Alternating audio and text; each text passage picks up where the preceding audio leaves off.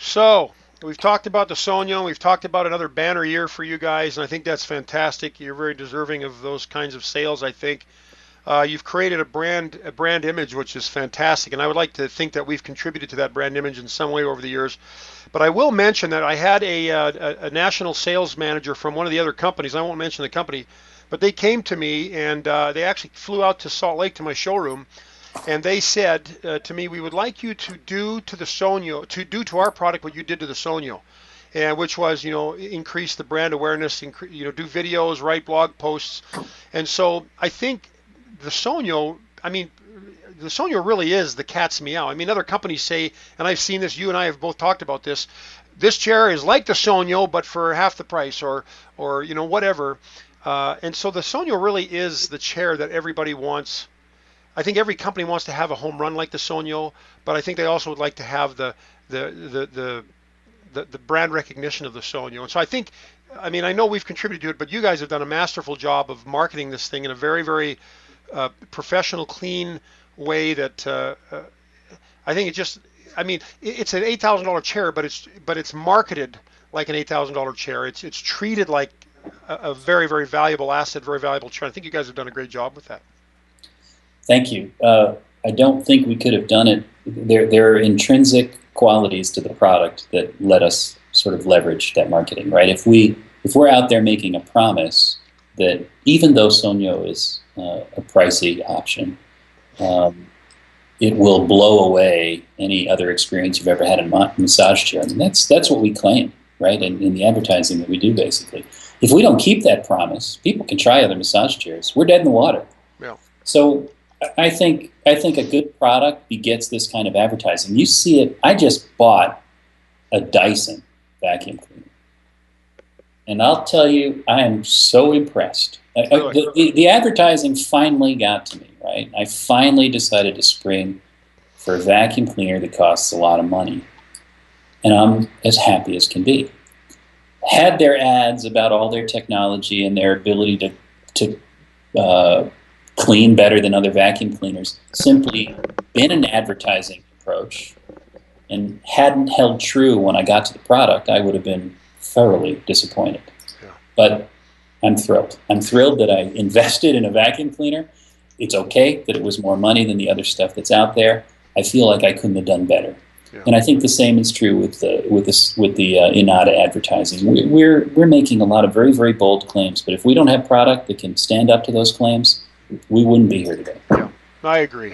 And I might also mention as a disclaimer, we are not receiving any money for using the name Dyson in this interview. Let's speak for yourself. Okay. You got some side deals going on. Right, that's right. Okay, now a little bit about the Yume. Now, when the Yume came out, they utilized a different roller system in the Yume, and I like the Yume. The Yume is, of course, lesser priced, and you guys dropped the price earlier this year, which I was happy about. But the Yume, it's a smaller chair. It doesn't take up as much space. It fits into pretty much any environment of a home or office. You can fit it pretty much anywhere. But it's got the rocking. It's got the thermoelliptical kneading on the calves, which is cool. And people, when they experience that for the first time, think it's pretty cool. And then, of course, you've got a different roller system. Can you talk a little bit? Do you know much about the mechanics of the rollers as opposed to how how the ones in the Sogno work? Yes. Sort of. The reality is with Inada, whenever they develop a new product line, there are going to be some fundamental differences between the new line and the preceding line. Yume and Sogno are very, very good examples of that. You'll remember that there was a chair that was released in Japan called the Zero Gravity massage chair by Inada. That was a very big departure from anything they've done. That's sort of a long-winded way of saying whenever Inada builds a new product line, they're not just taking the same old mechs and reskinning them in a different color or with a different shape, armrest or something, and then reintroducing that as a new product and a new model. Rather, the effort is to kind of start with a blank piece of paper and say, all right, we've done that. Now let's see what we can do and take a very, very different approach. In general, the Yume mechanism is the fundamentals of the mechanism, the gearing and all the stuff that makes the rollers move in this sort of articulated, in this way that's articulated like human wrists, that's essentially remained the same. the way the mechanism is driven up and down, I don't know how technical you want to get, but that the Yume is on a worm gear going up and down, whereas the Sogno is on two separate tracks, gear-driven on tracks. In fact, we talked about that up-down motor just a little bit earlier, driving the Sogno. So there's a fundamental change in the way the mechanism is actually rolling up and down the back, the driving feature behind it. Is a user going to notice that? No. What they're going to notice the most important difference between Yume and Sogno is out of the box, the Yume back massage feels firmer.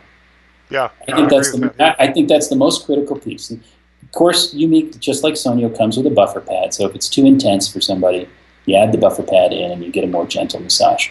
But Sogno is capable of a much more gentle massage experience than Yume is. Yume is going to be, for that person that likes a little more intense back massage or mid-back massage, Yume is going to offer an excellent option for them. Yeah. Well, it's a nice chair. Good. It feels like a quality roll.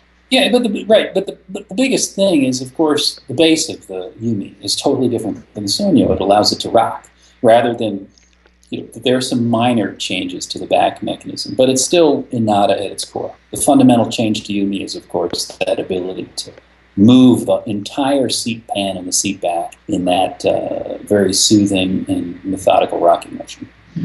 Well, people ask me if the Yume has zero gravity, and by definition, by true definition, it does not have a zero gravity feature.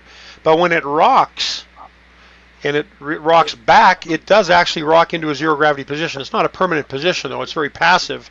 But that rocking does, rocking is cool, and it sounds neat. And for some people, it's extremely therapeutic. It's more of a psychological thing. It's I've had customers tell me that it's like a throwback to when they were rocked by their grandmother as a young child. I've heard that a couple of times. But what it also does in the rocking position, in the extended position, it puts you in a zero gravity position temporarily. So I'm sure you've visited that, but you do have some zero gravity in that chair. Well, actually, we'll take it one step further. In the rocking mode, when it's in that full recline position, you tap the rocking button on the Yume, you will stop it from rocking. Oh, really? In the zero gravity position. I did not know that. Yes. So, and let's for anybody that's gotten this far into this scintillating interview, let's define for everybody what zero gravity is. Flexed back, right? A bend to the back, flexed knee position. Frequently, those two positions combined, people describe as the 90-90 position, where the hips and the back meet at a 90-degree angle, approximately, slightly open maybe, but approximately 90 degrees, and then the knees are bent at approximately 90 degrees or a little bit less.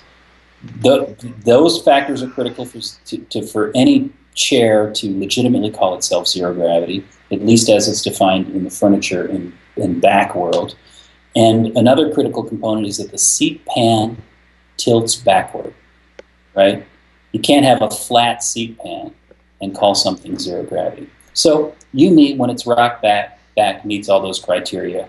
Hips flexed, knees flexed, seat pan tilted, in the case of Yume, at a rather aggressive backward angle. Yeah. And there's your zero gravity. Yeah.